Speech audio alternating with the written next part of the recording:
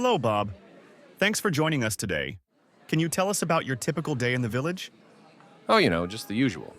Waking up to find my house has been renovated by a player. Again. That sounds exciting. How do you handle it? I wake up and it's like a surprise party every day. Will my door be there? Will my bed be on fire? It's like a fun little game. Interesting. During the day, what kind of tasks do you accomplish? I try to farm or help with other tasks, but it's like trying to work in a war zone. Players are always stealing our resources or knocking down our houses. We have a support group during lunch. We call it Villagers Anonymous. I'm surprised it hasn't been destroyed yet. What do you discuss during these gatherings? At lunch, we all gather and talk about our problems. It's like a comedy club, but instead of jokes, we share stories of how players ruined our day. Oh, the usual.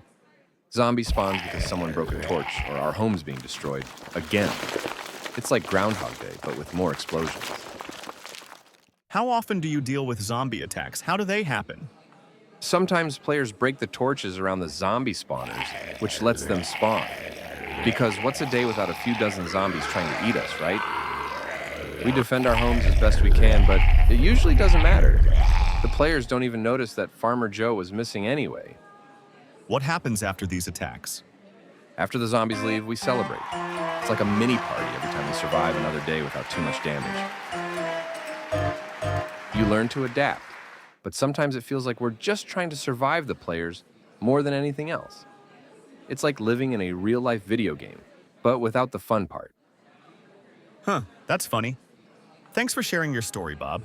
Any final thoughts? Just a warning to players. Please leave our doors and beds alone, and maybe don't touch zombie spawners. Oh, and if you could stop setting our houses on fire, that'd be great too. Thanks for interviewing me.